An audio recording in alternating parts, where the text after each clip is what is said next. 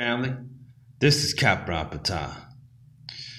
In order for us to truly expand and ascend, we have to change the expectations of ourselves as well as those around us. A major part of the reason why things don't get better is simply because we don't expect them to. We want to keep in mind at the same time, expectations can kill relations. So basically, the idea of expectations have to be put in the proper context. A lot of times, our negative thoughts about ourselves come from our parents, teachers, and authority figures who may have constantly criticized us and scolded us, but never walked us through on how to do things correctly. So now you may find yourself scared to do anything because you don't want to make a mistake. And you may also find yourself getting nervous all the time when it comes to doing basic things because, well, these authority figures always hopped all over you when you may have made a simple and harmless mistake. So when parents expect their children to do great things, they find that their children actually do great things. And why is that? Because this is an expectation not so much particular to the idea of they should know better, but more like a belief in their potential to do great things. And it's known that children will exhibit better behavior if they understand that their parents actually believe in them, as opposed to having parents who automatically write them off as potential failures simply because they as parents didn't succeed in what they may have wanted to do in life. So the same thing can be said for us adults. And in the situation for adults in this particular society, we are exposed to all kinds of crap on television and news media and propaganda. And it's created negative stereotypes of ourselves and other people. And therefore, it generates negative expectations. Now, very few people understand the shifting power of their thoughts upon the world, as well as the influence of those thoughts upon others around them, especially the actions that follow those thoughts.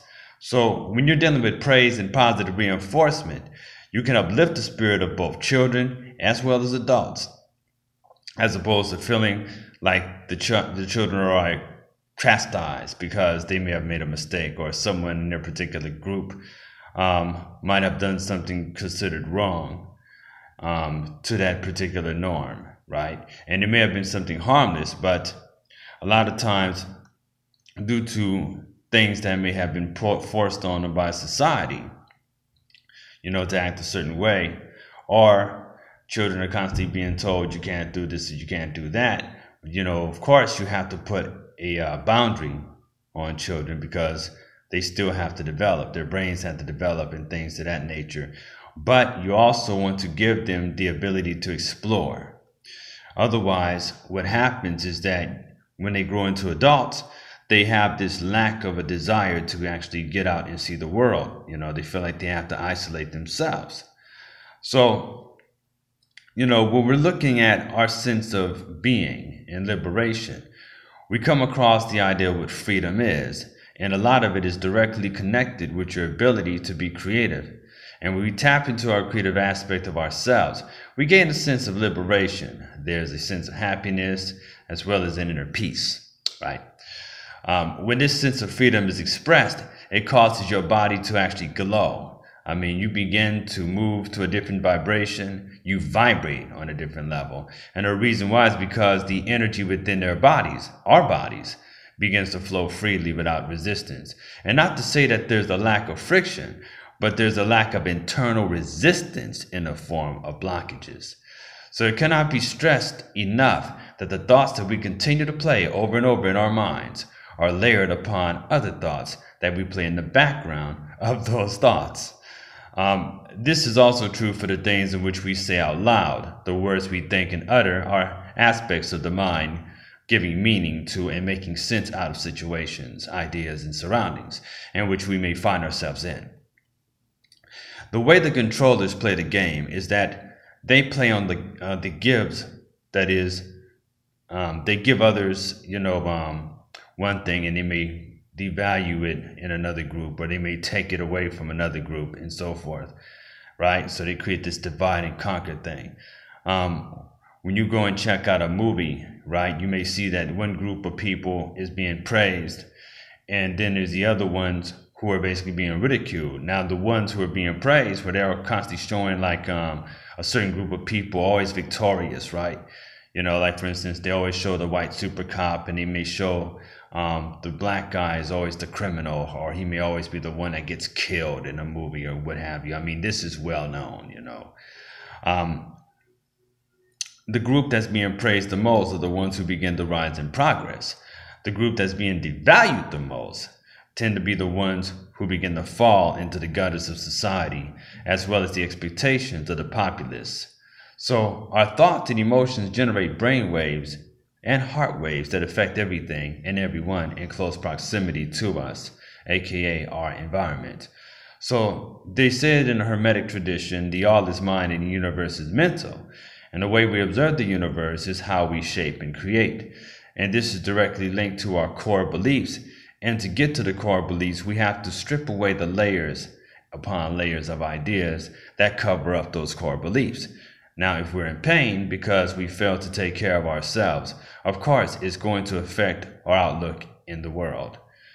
And where core beliefs come into play, these are basically the stories that we play over and over again in the back of our minds.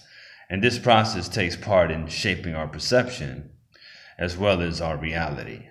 So when it comes to those who want to maintain power over us and maintain a system of control, oppression, or however you want to name it, there's many different names for it.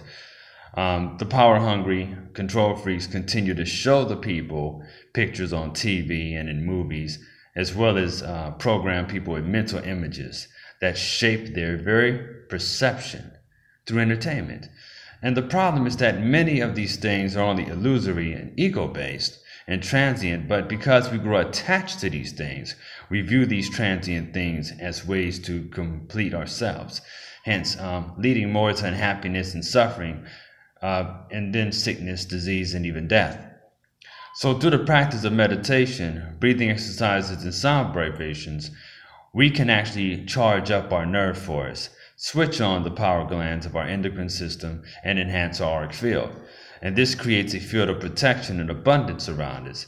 And it is linked to the power of emotion, that is, energy and motion as well.